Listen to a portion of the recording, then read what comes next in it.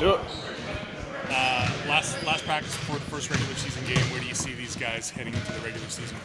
Yeah, I mean, I think the goal of the entire preseason is to just kind of, develop an identity on the offensive end of the floor, the defensive end of the floor, develop a system about how you want to play, and make sure we all understand our roles, understand the way we want to play, and then, you take on the challenges of the season. So couldn't ask for a better preseason up until today.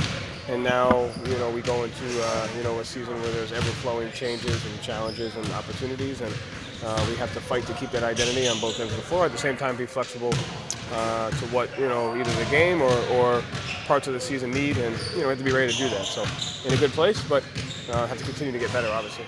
And then Jaylen, did he go through everything? Is he ready to go for tomorrow? Yeah, he went through practice today. See how he feels tomorrow. But he was able to go through everything today. Is everyone else doing all right health-wise? Yeah, everyone's good. Everyone's good to go. Everyone, yeah. Yo, for me, you talked about how this has gone for him. I won't ask if he's going to start, but where's he at compared to where you want to be going into this year or kind of role like that? I mean, none of us are where we want to be. So, I mean, I think that's just the reality of it. For however long we decide to be in this, you're never happy where you are. But like I said, I like the way that he's approached the offseason. I like the way that he approached preseason. I like the way he approaches every day. I like the way he approaches his mentality, his mindset. All the things that go into giving himself a chance and the professionalism. He does everything that you could ask him to do, and we believe in him as a player. And so I think that's all you could ask for. And we'll all make mistakes this year. We'll all struggle. We'll all have great times. But at the end of the day, focus on the process and the trust, and we have that in him. What does he need to give you against a guy like Joel tomorrow? How does he fit into the general dynamic defense? Yeah, I mean, I don't think it's about what one person can give against an MVP player. It takes an entire team to guard him. You have to guard him with your offense. You have to guard him with your defense. You have to guard him with all five guys.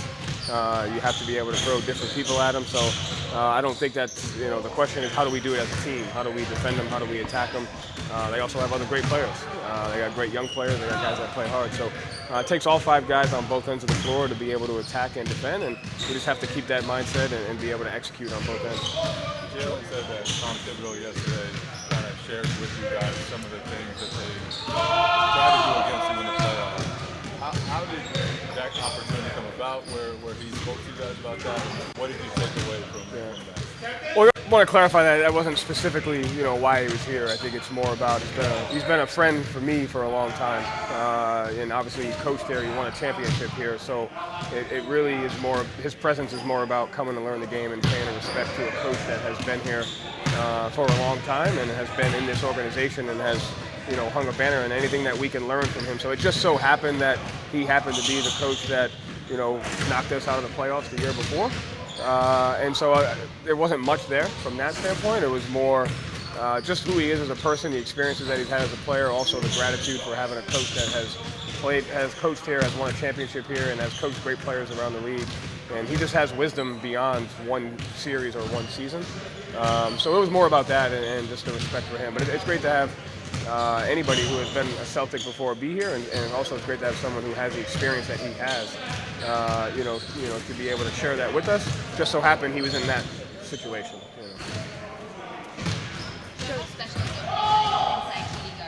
Yeah, that's excited about that. I think that's really important. We were talking today. Even the last preseason game obviously came down to the wire. It didn't feel like a preseason game, and so it is very special to be a part of that arena, and looking forward to building the identity that we always try to create with the crowd. They've been there for us, for years, and to be able to tip off at the Garden tomorrow is something that you never want to take for granted. So on the topic of other coaches that are Natalie Nakase's been here this week, what did you make of her rookie first year as a head coach in the WNBA? What's the process of you guys both learning from one another? Yeah, I mean, I think you can learn from anybody, and so taking over a franchise, getting to the playoffs for the first time.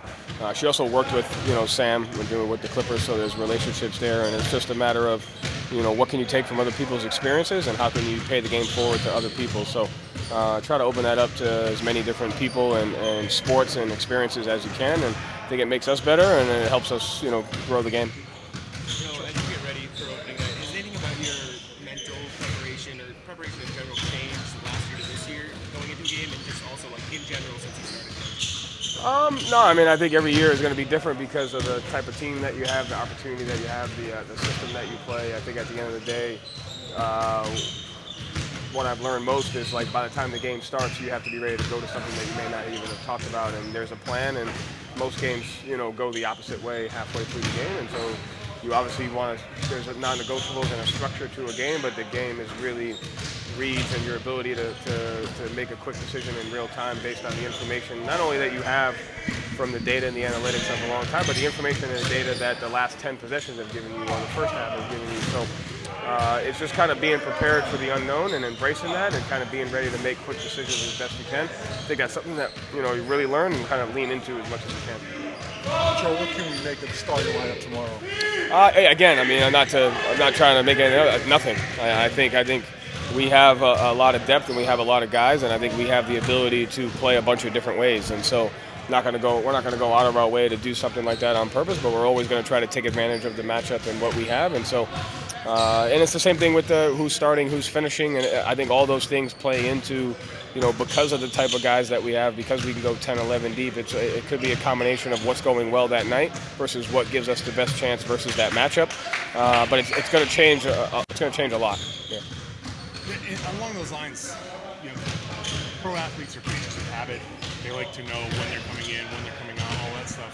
It seems like this year's team is going to be so different that some guy might get 35 minutes one night and not play the next.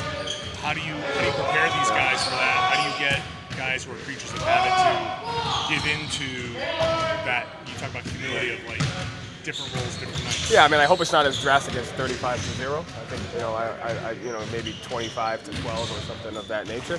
But at the end of the day, it goes back to what we were talking about. It's like, you have to be able to give the game what it needs and give the game different looks and give teams different looks and give your own team different looks. And so I think that's a huge learning opportunity of like, be a creature of habit in these things, but also you have to be able to think on the fly. I mean, you take a look at what we've talked about over the years, some of the the great players, you're not going to see one coverage more than 2-3 possessions in a row, so you can't be a creature of habit because that's not how the game is played. And I think trying to build an environment of that understanding of like, yeah, there's rituals and whatnot, but by the time game starts, you have to be able to think in real time and take on the changes that are being made because the other players are getting really good, the coaches are really good, and schemes are growing there.